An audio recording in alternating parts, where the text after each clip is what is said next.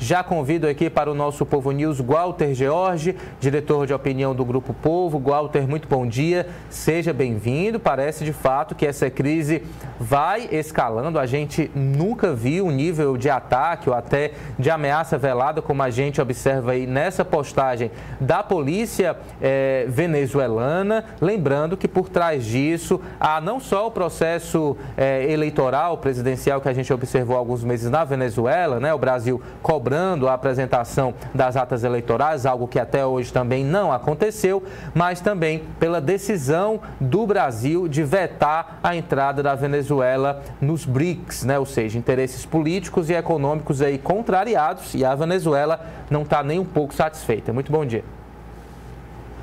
Bom dia à nossa audiência.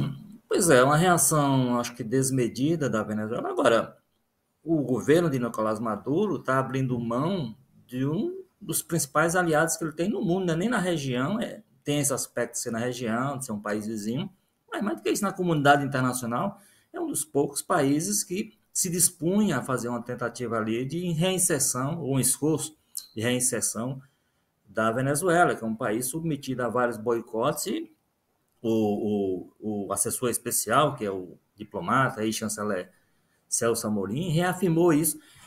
Essa postagem aí seria uma reação, por exemplo, pelo menos é o que está alegado oficialmente, a uma participação do Celso Amorim numa sessão da Câmara, do Senado, do Congresso, né, sessão da comissão, onde ele falou que a Venezuela quebrou a relação de confiança com o Brasil no episódio pós-eleitoral, mas isso é público. O Celso Amorim, que estava lá em Caracas como representante do presidente Lula, reuniu-se em meio à confusão com o pós-eleitoral com Nicolás Maduro e recebeu dele, saiu de dentro dessa informação, e o governo nunca negou, que o Maduro, naquele encontro, havia se comprometido de, em 3 dias, de um tempo aí depois, pouco tempo depois, apresentar as tais atas de votação que confirmariam o resultado que o governo anunciou, que as autoridades, enfim, a comissão eleitoral. E nunca apresentou até hoje. Então, o que o Celso Amorim fala de quebra de confiança é exatamente isso, porque é um fato, repito, público.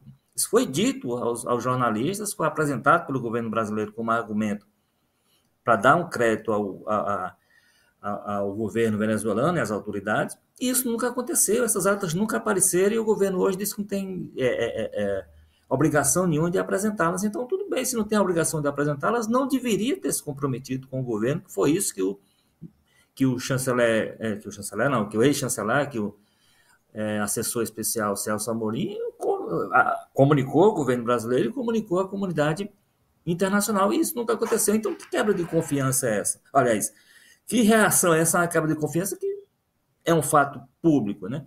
Então, assim, o presidente Nicolás Maduro, o governo Nicolás Maduro, se fia numa coisa que ele tem hoje ainda a chancela do governo da Rússia e do governo da China. E ele acha que isso basta para essas relações deles com o mundo. E numa postura que aí, eu diria, eu tenho chamado desde o começo a Venezuela, eu consigo compreender algumas das posições brasileiras, né?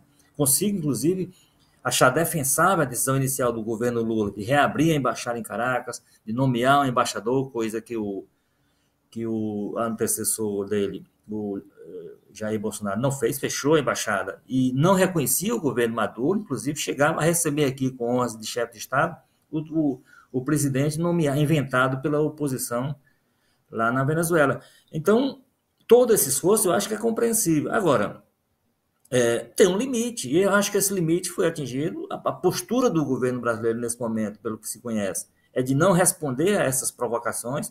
Agora, ele sempre foi, é o que eu sempre disse, um aliado inconveniente, quer dizer, aquele aliado que você tem por uma questão, às vezes até uma aproximação, não sei nem se é ideológica, que não sei em que plano é que se dá a aproximação entre os dois governos hoje, né?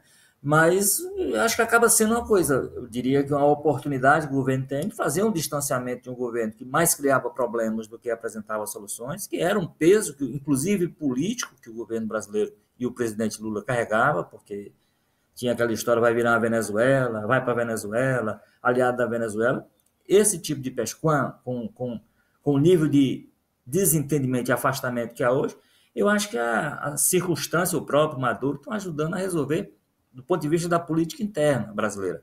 Agora, não é bom você ter um vizinho com esse nível de tensão e está demonstrado entregue a um governo que não tem necessário equilíbrio para esses momentos de crise diplomática internacional, que sempre exige um nível de cuidado, você tem que, as palavras têm que ser muito bem medidas, as ações têm que ser, e isso absolutamente o governo venezuelano não tem, o governo brasileiro vai procurar ter. Agora vamos ver até que ponto é possível levar essa postura mais cuidadosa, né? Porque é uma provocação quase que, é um nível de provocação quase que diária e agressivo, como é o caso desse post aí, que é um post claro de provocação ao governo brasileiro e ao presidente Lula.